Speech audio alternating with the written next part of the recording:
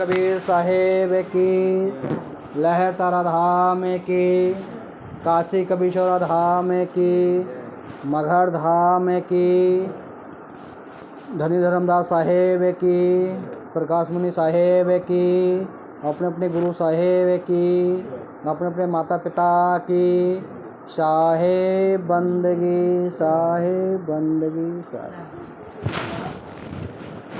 सद्गुरु कहते हैं, किसी ने पूछा होगा कि असली तप क्या है। कोई व्यक्ति पूरे संसार में भगवान को ढूंढने के लिए गया, मक्का भी गया, मदीना भी गया, काशी भी गया, मथुरा भी गया, और नदियों में स्नान भी किया, पर्वत पर भी गया, लेकिन उसको कुछ प्राप्ति नहीं हुई। जैसे जैसे लोगों ने बताया वैसे वैसे उसने तप किए, खड़े होकर भी किए, जटा रखा के भी किए, जटा कटा के भी किए, लेकिन उसको कुछ चीज़ की प्राप्ति नहीं हुई। तो उसने फिर लास्ट में लोगों ने कहा कि आप कबीर साहब के पास जाइए, वही आपका संतुष्टि कर सकते हैं। तो कबीर साहब ने पूछा उनसे, भाई तुमने क्या क्या किया? कि जो संसार के लोगों ने मुझे पूजा पाठ बताया था, नियम संयम, वो सब मैंने किया। तो उन्होंने कहा कि आपने सत्य को जाना? कि सत्य को तो मैंने नहीं जाना, सत्य का पालन नहीं किया, लेकिन परंपराओं का पालन बहुत किया, रूढ़िवादी। तो सद्गुरु कहते हैं कि आपने एक ही तप नहीं किया जिससे भगवान की या सद्गुरु की प्राप्ति होती है। तो सद्गुरु ने उनके समझाने के लिए वहाँ पर एक वाणी बोला, सांच बराबर तप नहीं, झूठ बराबर पाप, जाके हृदय सांच है ताके हृदय आप। सद्गुरु कहते हैं कि जिसके हृदय में सतता है, जिसके हृदय में दया है, जिसके हृदय में क्षमा है, करुणा है, प्रेम है, सेवा है, तो वही उसके हृदय में असली तप है। वो ये चीज़ें उसके हृदय में है, तो जब भी हमारे हृदय में सद्गुरु का निवास हो सकता है। वो हमने हमारे अंदर पूरा नियम संयम सब है, जैसे वो व्यक्ति करता था, लेकिन उसके हृदय में झूठ भी था, सत्य नहीं था, झूठ था। तो सद्गुरु कहते हैं कि झूठ बराबर पाप। क्योंकि सद्गुरु कहते हैं अगर हम झूठ बोलेंगे तो वो सबसे बड़ा पाप, क्योंकि झूठ के सहारे से ही हम झूठ बोलना सीखेंगे, फिर निंदा करनी सीखेंगे, फिर चुगली करना सीखेंगे, फिर बेईमानी करना सीखेंगे। एक झूठ के सहारे सब बुरी बातें हमारे हृदय में आ जाएंगी। तो इसलिए सद्गुरु कहते हैं कि झूठ बराबर पाप, कि झूठ से बढ़कर कोई भी बड़ा पाप नहीं है। इसी के पीछे पीछे सब कुरीति हमारी जो विकार हैं सब उसके पीछे पीछे आ जाएंगे। और जब हम सत्यता का पालन करेंगे तो वही सबसे बड़ा तप है। जब हम सत्य का पालन करेंगे तो हमारे हृदय में प्रेम भी आएगा, सेवा भी आएगी, दया भी आएगी, करुणा भी आएगी और भक्ति भी आएगी। वो सत्य नहीं है तो हमारे हृदय में विकार उत्पन्न आएगी। इसलिए सद्गुरु कहते हैं कि अपने जीवन में सत्य को ग्रहण करो।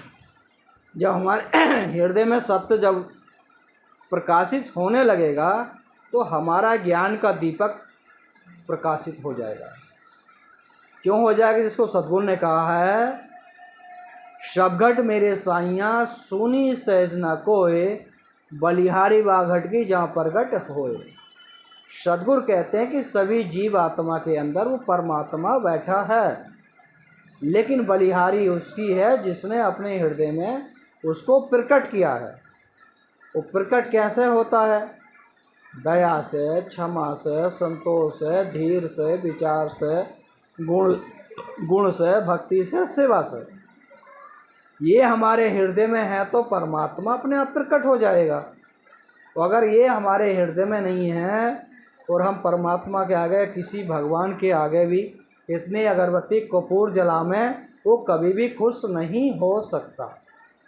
और जब भी वो खुश होगा हमारी सत्य भक्ति से होगा, है ना।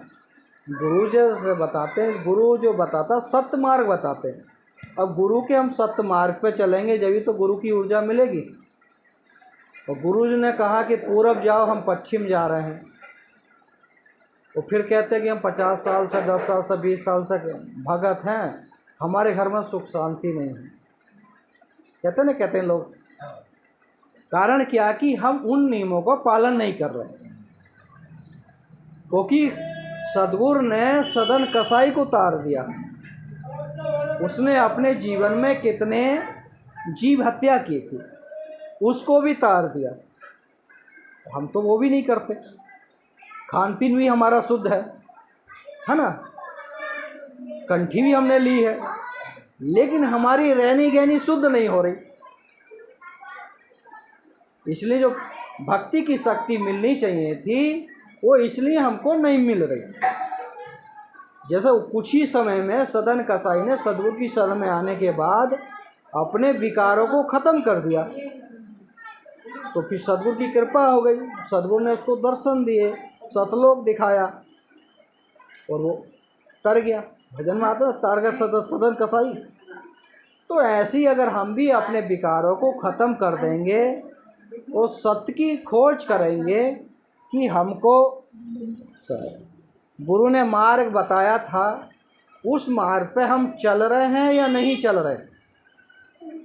क्योंकि जब हम अपने आप में चिंतन करेंगे कि रहस्य है क्या, हमारी कमी क्या है, जो हमें गुरु कृपा हमारे ऊपर नहीं हो रही। क्योंकि जब हम एकांत में बैठेंगे, ध्यान करेंगे और जब अपने मन को पढ़ेंगे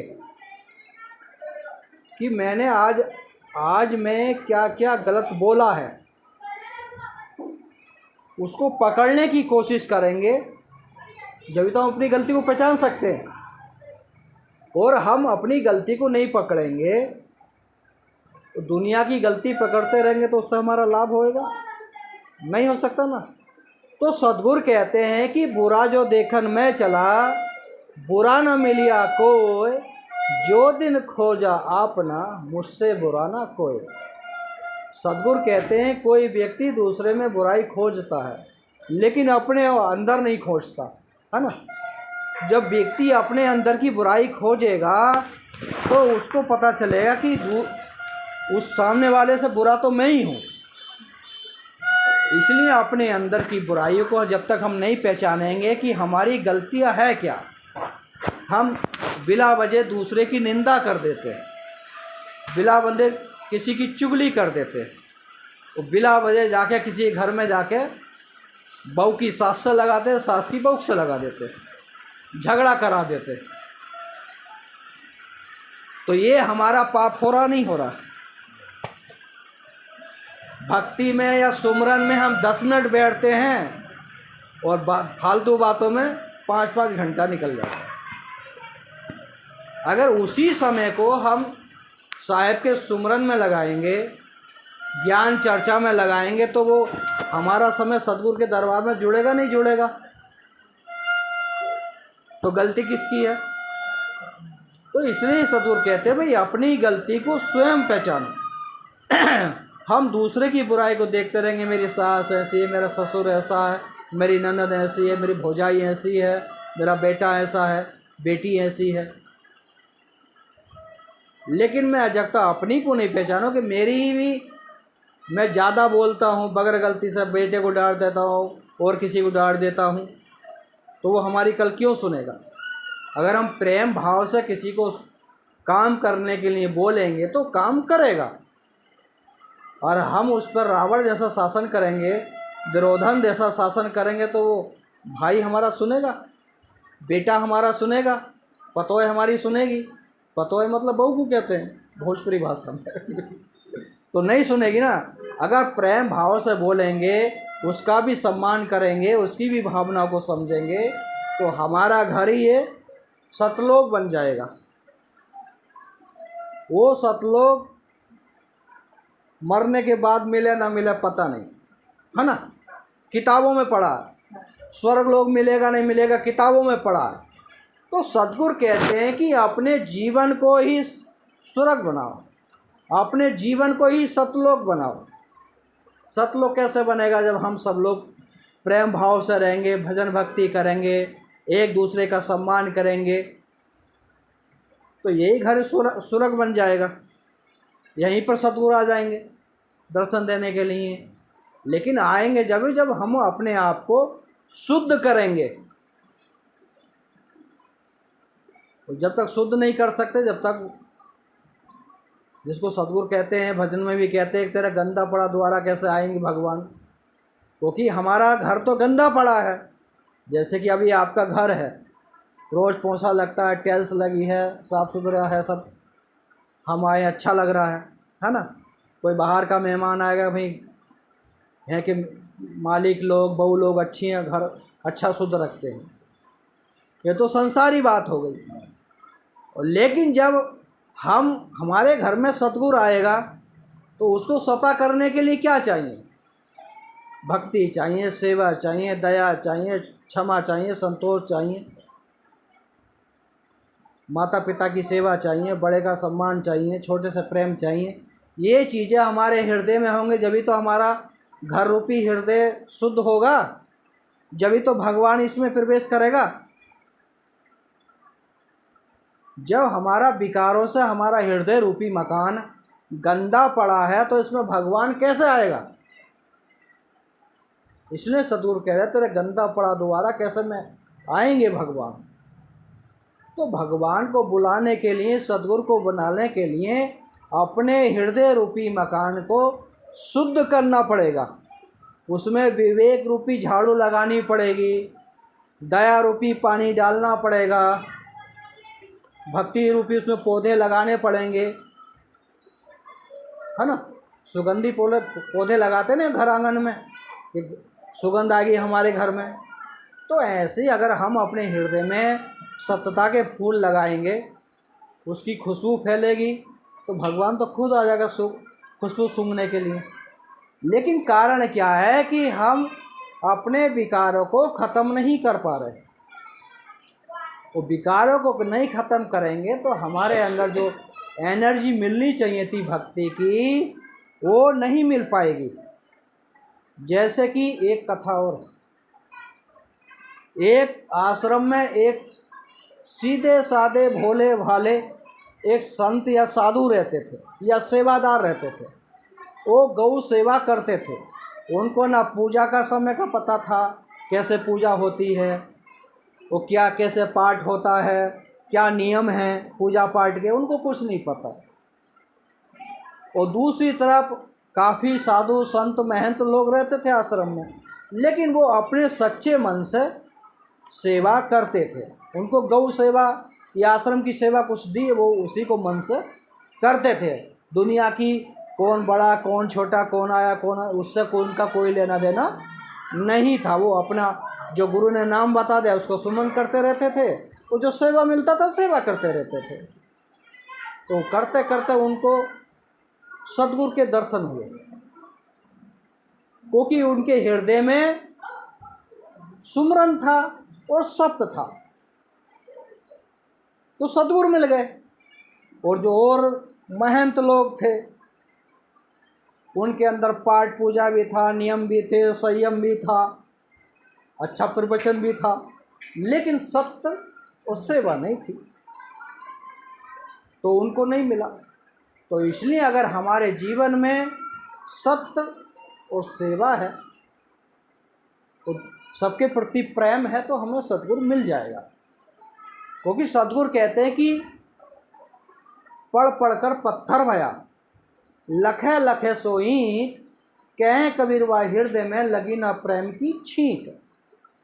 जैसे भट्टा होता है, भट्टे में ईंटें पकाते नहीं पकाते, जिस ईंट को ज़्यादा आंच लगती है वो कठोर हो जाती है ना। ऐसे ही कुछ व्यक्ति ज़्यादा शास्त्र पढ़ने के बाद और ज़्यादा नियम कानून पढ़ने के बाद उनमें अहंकार आ जाता है। तो जितना अहंकार होता है वो इतना ही कठोर बनता चला जाता है। वो दूसरे को छोटा समझता है कि मेरे आगे काहे बैठ गया, उधर बैठना चाहिए था, मेरे पास काहे बैठ गया, मैं आचार हूँ, महंत हूँ, ऐसा वैसा। मेरी बातें उसके हृदय में प्रेम नहीं रहता, मानवता के प्रति या अपने साधु संत के प्रति, दूसरे को अपने ज्ञान के सामने छोटा समझता है। तो उसी को कहते हैं जैसे भट्टे में पक के ईंट कठोर हो जाती है, ऐसे व्यक्ति ज़्यादा ग्रंथ पढ़ने के बाद भी कठोर हो जाता है। उसको अपनी विद्या का, ज्ञान का, पद का, धन का अहंकार हो जाता है। तो अहंकार में व्यक्ति क्या होता है? कठोर हो जाता है। वो किसी के आगे झुकना नहीं चाहता, केवल अपने आप सबको अपने आगे झुकाना चाहता है। तो जो व्यक्ति झुकता नहीं है तो उसमें फल कैसे लगेंगे? जिस पेड़ पर फल लगते हैं उसी की डाली झुकती है, झुकती है। तो इसलिए जिसके अंदर अंदरूनी भक्ति उत्पन्न होएगी तो किसी के आगे भी झुकेगा। कोई ने देखा कि कौन से पंथ का संत है, कौन से पंथ का शिष्य है, वो सबका सम्मान करेगा। क्योंकि सदगुरु के दरबार में काशी में उस समय सभी परंपराओं के साधु संत लोग आते थे, तो सदगुरु सबका ही सम्मान करते थे, सबको ही भोजन पानी खिलाते थे, किसी से कोई भी भेदभाव नहीं करते थे। इसलिए हमें भी किसी से भेदभाव जाति धर्म का नहीं करना चाहिए। क्योंकि हमको प्रेम देना है तो वो हमको भी बदले में प्रेम देगा। वो हम उससे घृणा करेंगे तो वो भी हमसे घृणा करेगा। क्योंकि अगर हम ज़्यादा शास्त्र पढ़े हैं और ग्रंथ पढ़े हैं और उसके अनुसार हम अमल नहीं कर रहे, हमारा ज्ञान का दीपक बुझ गया, दया का दीपक बुझ गया, सेवा का दीपक बुझ गया, तो फिर बचा क्या? खाली अंधकार बचा, जिसको अहंकार कहते हैं। अहंकार का नाम ही अंधकार है। अहंकार के कारण ही तो सब विवाद होते हैं, है ना। अहंकार नहीं रहे तो कोई विवाद नहीं। राम लक्ष्मण भरत शत्रुघ्न में चारों भाई में कोई अहंकार नहीं था, किसी प्रकार का कोई लालच नहीं था। राम वन को चले गए, लेकिन भरत ने गद्दी को छुआ नहीं, गद्दी पे कभी बैठा नहीं, उसने त्याग दिया, क्योंकि उसको लालच नहीं था और उसको अपने भाई से प्रेम था, भाई की मर्यादा थी, है ना। अगर ऐसे ही हम भी आपस में मर्यादा का पालन करेंगे, एक दूसरे का सम्मान करेंगे, तो श्रेष्ठता तो अपने आप उत्पन्न हो जाएगी। भगवान तो खुद हमारे घर में ही पैदा हो जाएंगे, राम बन के, लक्ष्मण बन के। लेकिन हम तो राम बन नहीं सकते, लेकिन हम छोटे भाई को चाहते कि हमारा ये भरत बन जाए, लक्ष्मण बन जाए, तो कैसे बन जाएगा? क्योंकि हमको भी राम बनना पड़ेगा, छोटे भाई का सम्मान भी करना पड़ेगा, उसको प्रेम भी देना पड़ेगा, उसको उसका हक भी उसको देना पड़ेगा। अगर ऐसा हम करते तो हर जगह जीवन सफलता की ओर जाएगा। तो अगर हम दुर्योधन बन जाएंगे, भाई का हक ही नहीं देंगे, तो वहाँ क्या होगा? महाभारत का युद्ध हो जाएगा। भाई भाई में लड़ने का मतलब ही महाभारत है ना। भाई भाई तो लड़े थे, वो चचेरे तचेरे भाई भी थे और मौसेरे भाई भी थे, लेकिन धन के कारण दोनों विनाश हो गया।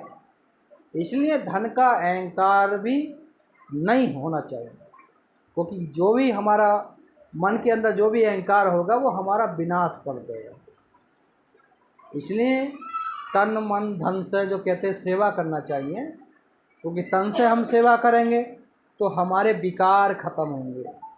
मन से खाली हम दिखावे से कर रहे हैं, मन से हमारी इच्छा नहीं है किसी के आगे झुकने से, तो भी एनर्जी नहीं मिलेगी। और धन से मतलब किसी साधु संत का, गरीब का, भाई का, पड़ोसी का, दीन दुखी का सेवा कर देंगे, तो भी हमारा जो धन सदुपयोग में लग रहा है ना, तो हम विकारों से बचे रहेंगे। इसलिए अपने जीवन में सत्य की खोज और सत्य को जानने की कोशिश करेंगे तो हमारा जीवन जल्दी सफलता की ओर चला जाएगा। जैसे मोबाइल है, मोबाइल की बैटरी ख़त्म हो, चार्ज करते नहीं करते, है ना। ऐसे ही कोई भी साधु संत आएगा, आपकी बैटरी चार्ज करके चला जाएगा, उसके बाद आप फिर चार्ज ही नहीं करेंगे अपने फ़ोन को। आपके घर में ग्रंथ हैं, उसको नहीं पढ़ेंगे, गुरु ने नाम सुमरन बताया उसको नहीं करेंगे, गुरु ने कहा भाई माता पिता की सेवा करो, सास ससुर की सेवा, उसको नहीं करेंगे तो बैटरी कैसे चार्ज होगी। कितने सारे स्विच लगे हैं हमको अपनी बैटरी चार्ज करने के लिए, लेकिन हम अपनी बैटरी चार्ज करने के लिए तैयार नहीं। तो बैटरी तो हमारी लो होएगी, लो होएगी तो स्विच ऑफ हो जाएगी। तो इसलिए हमारे जीवन में हर जगह बैटरी चार्ज करने के स्विच लगे हैं, लेकिन उन स्विच को हम जान नहीं पा रहे। इसी कारण हमारी ज्ञान की बैटरी, भक्ति की बैटरी, सेवा की बैटरी डाउन है है ना। इसलिए अपने जीवन में सत्य को जानने की कोशिश करो, तो हमारा जीवन हर जगह सफलता की ओर जा सकता है। और हम उस अपने जीवन को सत्य की तरफ फोकस नहीं करेंगे, ज्ञान की तरफ फोकस नहीं करेंगे, सुमरन नहीं करेंगे, ध्यान नहीं करेंगे, सेवा नहीं करेंगे, है ना, माता पिता का आज्ञा का पालन नहीं करेंगे, गुरु पालन नहीं करेंगे, तो कैसे बैटरी चार्ज होगी, है ना। वो बैटरी चार्ज नहीं होगी तो मोबाइल को फेंक देंगे ना, फेंक देंगे, फेंक देते नहीं फेंक देते। ऐसी जिसकी बैटरी डाउन हो जाती तो वो तो ना माता पिता की सेवा करता, किसी की करता है नहीं, वो तो अपने में मस्त रहता। तो इसलिए अपना मानिए कि सद्गुरु ने हमको एक अवसर दिया है माता पिता की सेवा करने का, सास ससुर की सेवा करने का, बच्चों का पालन पोषण करने का।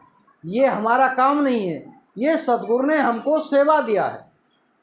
ये समझ के हम काम करते हैं तो वो कार्य हमारे सब भक्ति में प्रवेश हो जाएंगे।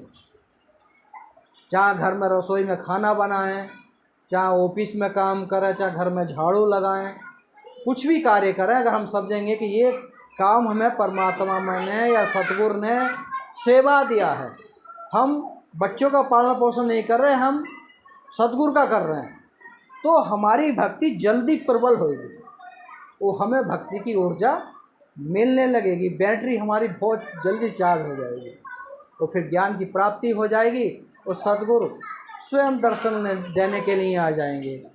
तो आ के जाएंगे, आपके हृदय में समा जाएंगे। जिसको सतगुरु कहते हैं, जब मैं था तब हरि नहीं, अब हरि है मैं ना है, सब अंधियारा मिट गया, दीपक देखा मान। तो जब हमारे हृदय से विकारों का अहंकार खत्म हो जाएगा, ज्ञान का दीपक जल जाएगा, तो सद्गुरु तो अपने आप सब हृदय में प्रकट हो जाएगा। जहाँ हम बाहर खोजते तो वो हम अंदर ही दिखाई देगा, माँ के रूप में दिखाई देगा, पिता के रूप में दिखाई देगा, भाई के रूप में भी दिखाई देगा, पत्नी के रूप में भी, पति के रूप में, जिधर देखेंगे उधर सतगुरु ही दिखाई देगा। लेकिन उस लेवल पर जाएंगे तो दिखाई देता है, ना उस लेवल पे ना होंगे तो ये तो सासू है, ये तो खुद हमारे जैसे एक आशीर्वाद देगी, ऐसे विचार आए। और उस लेवल पे जाएंगे, भाई माँ के या सासू के या पिता के पैर छूएंगे तो आशीर्वाद मिलेगा, हमारे पाप खत्म होंगे, ऐसी भावना आएंगे। तो सोच लो हम भक्ति की ओर जा रहे हैं, तो हमारे मन में बुरे विचार आए हैं तो सोच लो भक्ति से हम अभी बहुत पीछे हैं। भक्ति का जन्म ही वहाँ होता है जहाँ जिसके हृदय में दया है, क्षमा है, संतोष है, धीर है, विचार है, गुण है, भक्ति है, सेवा है, तो माता पिता के प्रति सम्मान है, वही भक्ति का जन्म होगा। और ये चीज़ें नहीं हैं जीवन में, भले से हम 4 कंठी गले में पहन लें, 10 माला गले में पहन लें, तो भक्ति का जन्म नहीं हो सकता। भक्ति का जन्म ही सत्य से और दया से होता है। ये हमारे हृदय में तो हर जगह सद्गुरु को हम देख सकते हैं। जैसे आपके छत्तीसगढ़ में सबरी के घर में राम आए नहीं आए, शिव नारायण बोलते ना उसको, है ना, मैं भी गया था दर्शन के लिए। तो ऐसे ही आपके घर भी पहुंच जाएंगे। लेकिन जैसे सबरी का भाव जो था, उनको जूठे बेर खिलाने का नहीं था। राम को सबरी का भाव जूठे बेर खिलाने का नहीं था। बुजुर्ग थी, आददास कमज़ोर थी, उसका भाव इतना था कि मेरे घर राम आएंगे या भगवान आएंगे या साधु संत आएंगे तो मैं उनको खट्टा बेर नहीं खिलाऊंगी। केवल उनको ये भाव था, इसलिए वो बेरों को चखती थी।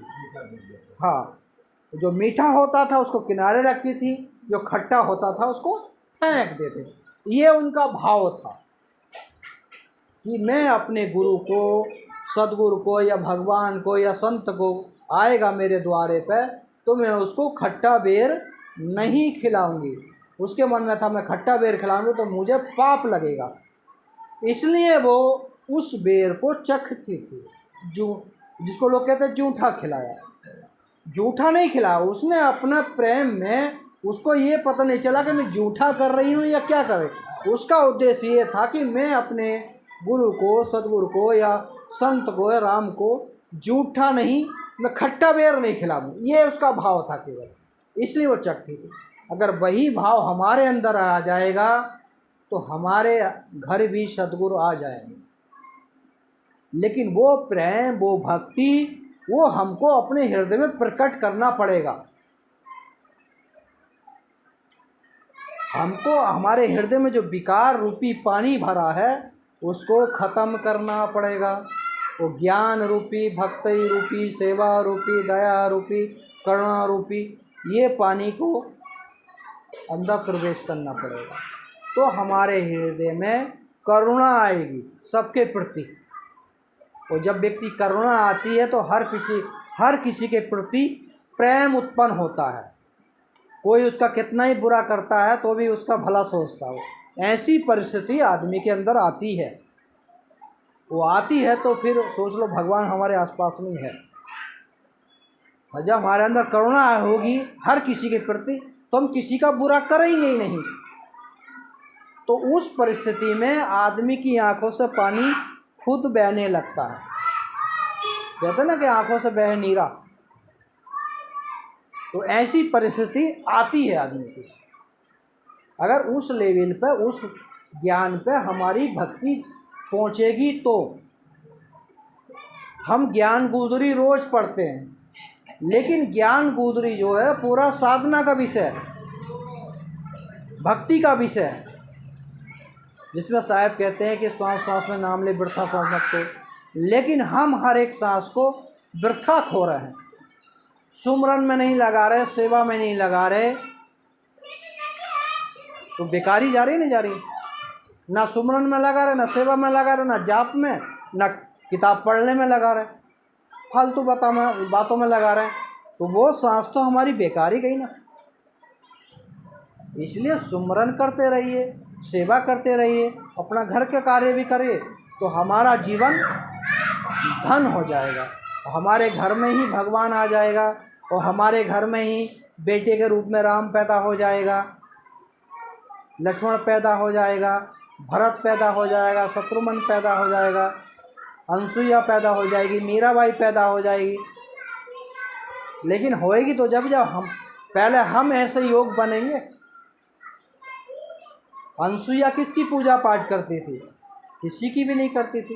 केवल क्या करती थी? वो अपने पति की सेवा करती थी। लेकिन पति के बल से उन्हें तीनों भगवानों को बालक बना दिया था, ब्रह्मा को, विष्णु को, महेश को। वो जो तीन देवी थी उनको पता ही नहीं हमारा पति कहाँ चला गया।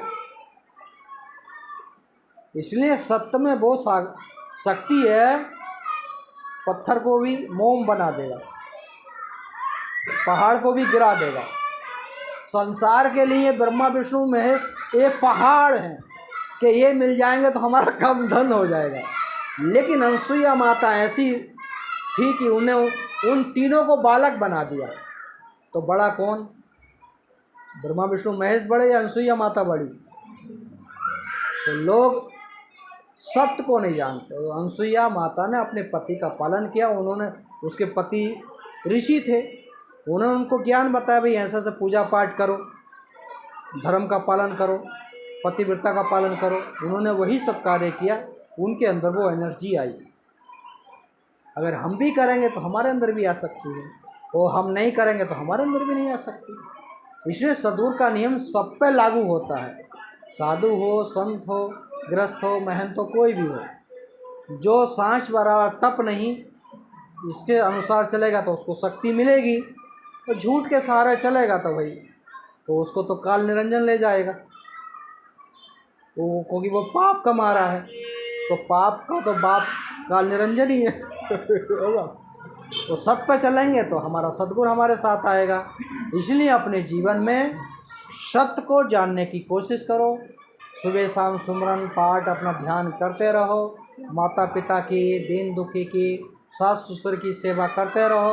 तो सोच लो मन में आएगा सास ससुर की सेवा नहीं कर रहे, परमात्मा की सेवा कर रहे हैं। माता पिता की सेवा नहीं कर रहे, ब्रह्मा विष्णु महेश की सेवा कर रहे हैं, या शंकर जी की पार्वती की सेवा कर रहे हैं। इस भाव से करेंगे तो भक्ति जल्दी दुर्बल होगी। इसलिए बाहर के भगवान को हम रोज़ माथा टेकते हैं, और जिस भगवान ने हमको पाला पोसा बड़ा किया, इतना योग बनाया, उनको पैर छूने में शर्म लगती है। जो साक्षात रोज़ आशीर्वाद दे सकते हैं, मंदिर का भगवान आशीर्वाद दे सकता? नहीं दे सकता ना। तो इसलिए सद्गुरु कहते हैं कि आत्मा पूजा सच्चा और पूजा सब कच्चा। इसलिए सद्गुरु कहते हैं पक्की पूजा करो चेतन राम की। अब किसी भी इष्ट देव को मानते हो, अच्छी बात है, मानो, उनकी आरती कर तो ठीक है करो, लेकिन इसका मतलब ये नहीं कि मंदिर के भगवान की आरती पूजा करते हो और माता पिता का तुम तिरस्कार करो, उनको गाली दे, उनकी सेवा न करो। अगर उनकी सेवा नहीं कर सकते तो उनका तिरस्कार भी मत करो। उनको प्रेम नहीं दे सकते तो उनको गाली भी देने का अधिकार नहीं है आपको। इस भाव से रहेंगे तो भगवान तो अपने आप ही प्रकट हो जाएगा, है ना। चलिए ज़्यादा न कहते हुए मैं अपने शब्दों को विराम देता हूँ। बोलिए सद्गुरु कबीर साहेब की, लहर तारा धाम की, काशी कबीरशौरा धाम की, मगहर धाम की, अपने अपने गुरु साहेब की, अपने अपने माता पिता की, धनी धर्मदास साहेब की, साहेब बंदगी साहेब बंदगी साहेब।